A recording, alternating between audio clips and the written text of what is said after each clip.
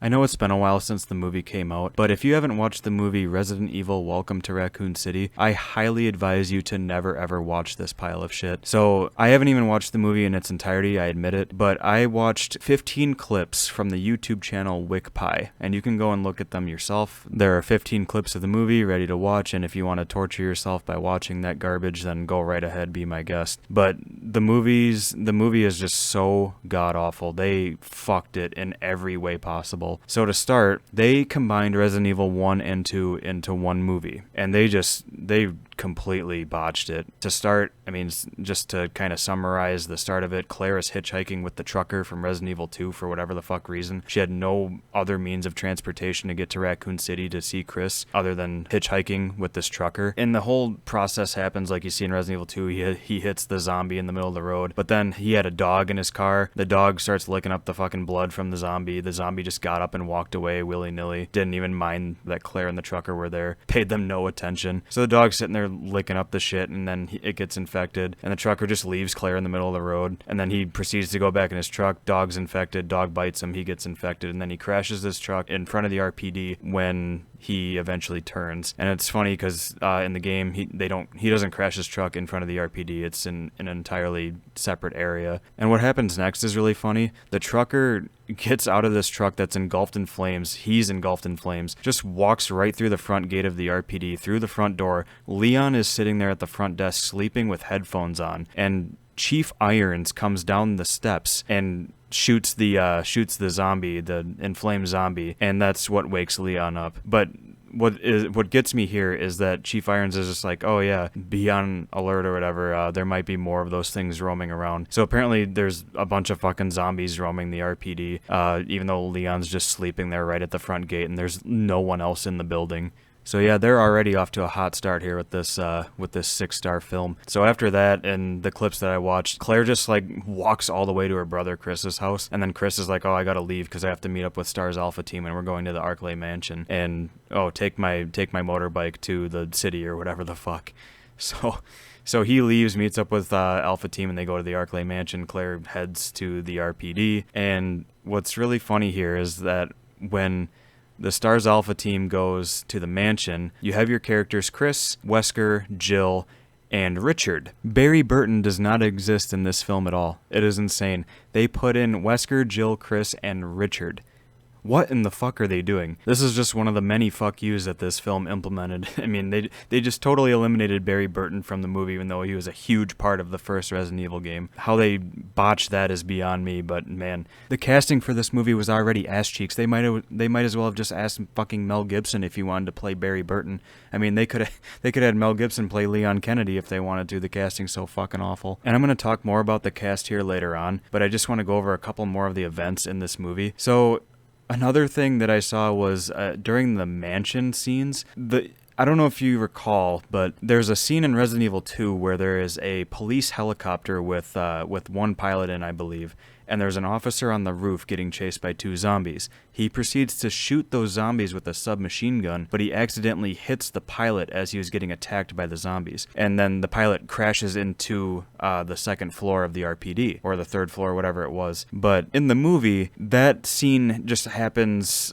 at the mansion. The helicopter crashes through the mansion instead of the RPD. So they royally fucked that part up too. Made absolutely no sense. I don't know why they did it that way, but yeah, they did it anyway. And then they had another part in the mansion where Wesker was sitting there playing the Moonlight Sonata or whatever. I don't know, he's playing a piano piece. And then it opens up the little passage in the little music room. And the passage leads to, I don't know, I think the laboratory, even though in the game it just leads to a little small room with part of a puzzle piece. Now I understand you can only fit so much into a movie, but Jesus Christ, they're just totally throwing everything just all over the fucking place. Just not even relating it to the game whatsoever.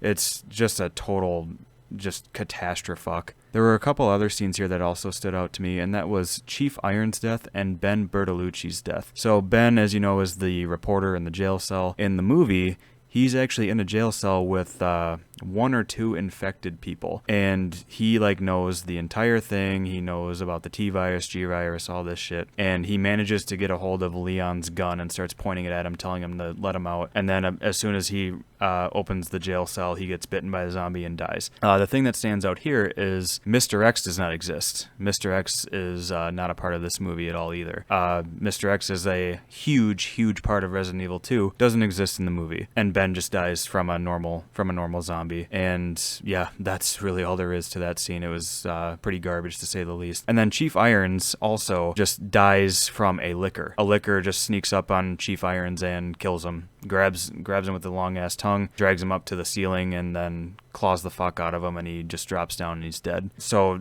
these scenes are completely different from the game, and I'm not sure why they did them this way. I'm not going to go on about every single scene out of this movie, but I do want to get into the character personalities of this movie, because they also did a horrific job with this. So in the movie, Claire is a badass. Leon is a little fucking bitch. Leon is the biggest bitch in this movie. It is fucking unbelievable. In the games, he's portrayed as this badass cop that's fucking gunning down zombies left and right, killing everything in his path. In this movie, he's a little bitch, and it's really sad to see. Chris is, I don't know what you can even say about Chris. He's just kind of, I don't know, neutral in my opinion. Wesker is a good guy.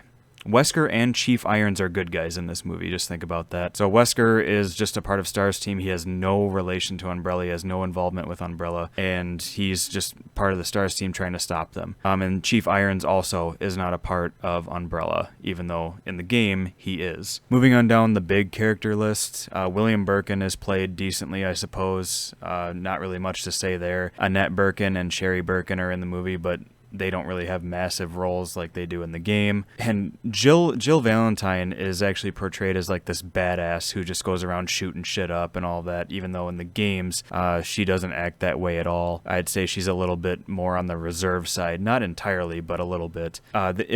She reminds me of Rain from the original Resident Evil movie.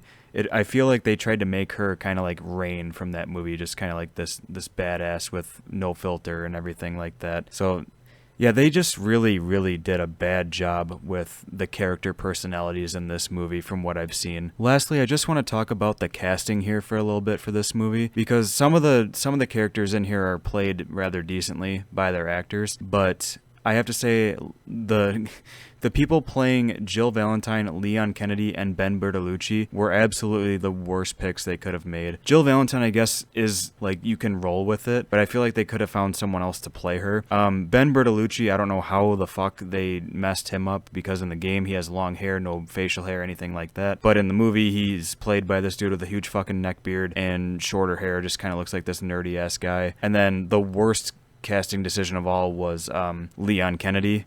They had Evan Jogia, I think I said his name right, play Leon Kennedy.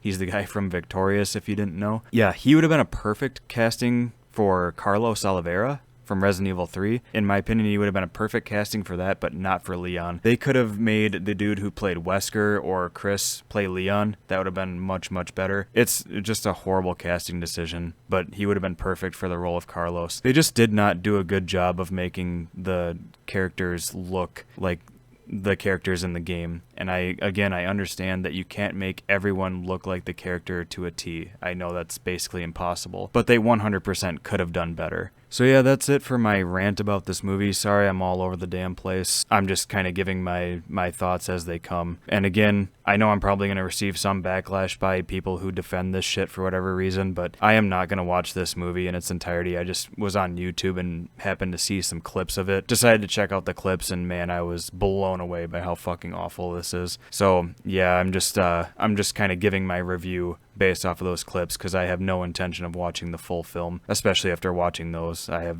no motivation to watch that shit. So it just looks like we're never ever going to get a solid Resident Evil movie that actually does the games justice. And it's really sad, because the original movies were fucking god awful. I liked them at first when I was younger, but then looking back on it, it's like, wow, these were really bad movies and really did not deserve to be made. But this movie right here is just sprinkles on top of the yellow snow cone, because it's really, really bad. I'm sorry, I just can't say it enough. It is bad. I've been a Resident Evil fan since I was a little kid. I played all the games, enjoyed almost all of them, especially the originals, Resident Evil 1, 2, and 3. Those are by far my favorites. And just to see them not be able to get a movie or a series right that actually like does a good job portraying the games is just really sad to me. And I don't know if we'll ever get that. I hope at some point someone competent is able to make a decent movie based off the games. I can only hope. And hopefully they're able to get a decent cast for those movies if they ever come out. Maybe somebody like Mel Gibson and Wesley Snipes. I think that'd be an excellent casting decision. But anyways, that's it for me. Thanks to anyone who listened to this entire rant. I'd like to hear your thoughts on what you thought about the movie, if you did indeed torture yourself by watching it, and if you ever think a decent movie or series will ever be made on Resident Evil. But anyways, that's it for me. Take it easy, everyone.